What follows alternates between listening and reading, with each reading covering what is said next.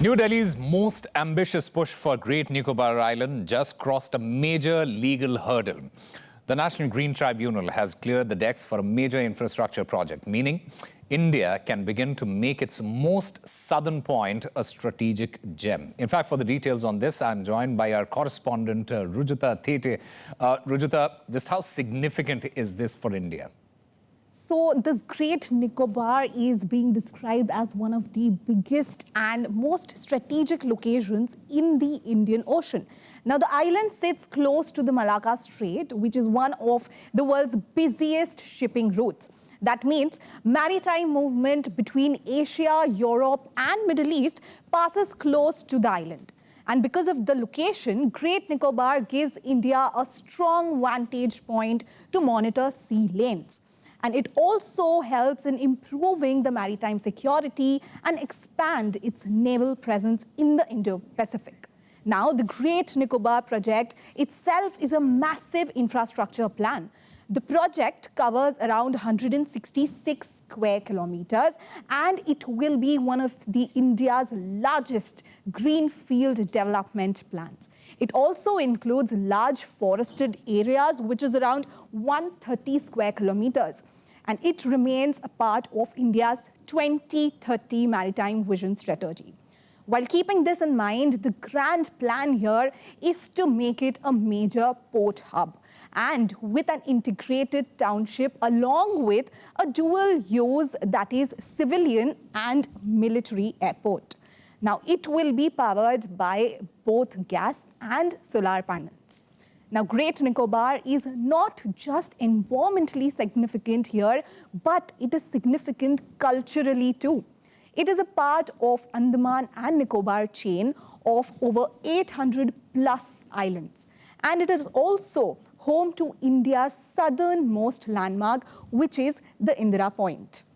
It lies just 90 nautical miles from Indonesia's Sumatra Island and is naturally extremely diverse. The island is also home to indigenous communities like the Shompen and Nicobarese tribes. The counterpiece and the centerpiece here of the project is the transshipment port. The first phase alone is estimated to cost up to $5 billion, and it is to be ready by 2028. It could become one of India's largest ports ever, giving a boost to the country's cargo handling capacity also. It will also cut out the so-called middlemen that are in this process. And right now, Indian cargo often goes through foreign ports like Singapore and Colombo, that's in Sri Lanka. So the Great Nicobar would allow India to handle cargo directly and integrate better into the global supply chains. It would also have the potential to attract shipping traffic on east-west routes, strengthening its strategic presence near critical sea lanes. So in short, Great Nicobar is not just a development project. It is a strategic, economic and security bet for India's future in the Indian Ocean. All right, Rujita Thete, thank you very much for getting us all those details, in fact, breaking it down for our viewers as well. And I'm now joined by Lieutenant General Syed Atta Hasnan to help us understand the geographical as well as the defense importance of this very project. Lieutenant General Atta Hasnan, thank you very much for speaking with RT India. This Great Nicobar Island, it sits close to the Malacca Strait. When we talk about this particular project, isn't this India finally claiming its natural strategic advantage, especially in the Indian Ocean, sir? Thank you very much, firstly, for inviting me on your channel for the first time, being with you all. And let me compliment you on an excellent commentary which you have just given in detail about the geopolitical, the geostrategic angle of, just a second, sorry. Geostrategic angle of the intended port. But having said that, your question is asking me to comment straight away on the strategic part. And I prefer to comment on the economic part first. Yeah. Because I do feel that an island port such as this, coming up here in such an important location, right astride the major sea routes on which 80% of the world's container traffic actually travels, is a force multiplier for India economically. Otherwise, all our shipping, a major container traffic, has to be broken down at Colombo, has to be broken down at Singapore, and then being transported northwards into the Bay of Bengal or in the Indian Ocean, into the area of the Arabian Sea. So that is the major advantage which is going to accrue to us. Along with that, you have to remember, India, the entire maritime system, the maritime logistics system, for which India pays very dearly financially, will now come into our own hands. And that's a very important aspect. Now coming to specifically to your question strategically, on the strategic front, I would like to take an aggressive stance on this right at the beginning.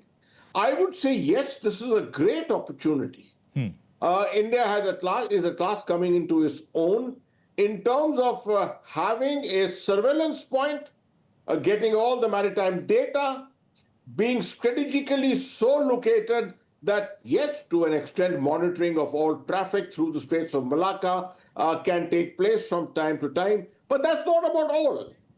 You see, it's an important aspect to keep the economic things alongside the strategic thing together, because that is what together accrues advantage to India. Yeah. Lieutenant General Atta Hasnain, let's also talk about China and how it has been expanding and growing its naval footprint, especially in the Indian Ocean. We have seen for decades that China has expanded its footprint across this particular region. When we talk about this particular project, is this project India's strongest answer yet to Beijing's maritime ambitions? I think it would be too much in the face to take that kind of a stance and approach right at the beginning. Okay. It's a great opportunity. It's something which is in the making. Geostrategically, you can't change the location. It is an amazing location overseeing the entire routes which are moving between the Pacific Ocean and the Indian Ocean. In fact, this area is virtually, you can say, like a hinge. If there's a connect between the Pacific and the Indian Ocean, this is the hinge along the Straits of Malacca, just around the Straits of Malacca. So yes, while China has been attempting to create a blue water navy to move into the Indian Ocean area, it has gone as far as Djibouti and in northwestern Arabian Sea to establish its bases. This is a general area in which it's along the sea routes, it's a broad commitment into land areas, ports, etc. is very, very limited. Yeah. India has an advantage here that at the strategically located hinge, we would have a major port city. And as I said, it would be a major port city, no doubt. But obviously, being our territory, we can bring in whatever strategic aspects which are required to be located here, assets which are required to be located here. They could also obviously be brought in here.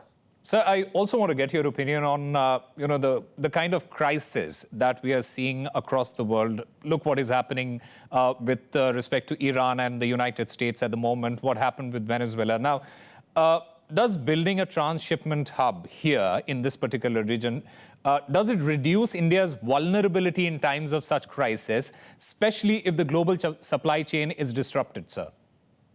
No doubt, that's an excellent aspect which you have just pointed out. The fact that you have your own hub available to you for conversion of all your traffic from which is going along the main sea routes and then moving them up into the Bay of Bengal and into the Arabian Sea, if it's in your own hands and the infrastructure is with you, the logistics is with you, obviously this is going to be a major advantage to you. Otherwise, you are always hamstrung. Your traffic is always being monitored. It's there in someone else's hands, and you can't dictate to the world geopolitics the way they are moving at the moment as to what happens in the near future. So you're 100% right on that. Sir, a final word from you. If this project succeeds, could it transform India from a regional maritime power to to a certain central security provider in the Indo-Pacific. Do you feel that can happen for India, sir? You see, the potential is all there. There's no doubt about it. It also depends a lot on the manner in which the Indo-US relationship moves, how the quadrilateral of nations, how their relationship moves, whether the current dynamics of the Quad of Nations ultimately moves into the military environment, domination and that kind of a thing. At the moment, we are all aware that it is not military, not even quasi-military at the moment. But this is definitely a step forward. And we are expecting that by 2028, maybe 29, that this port would be completed.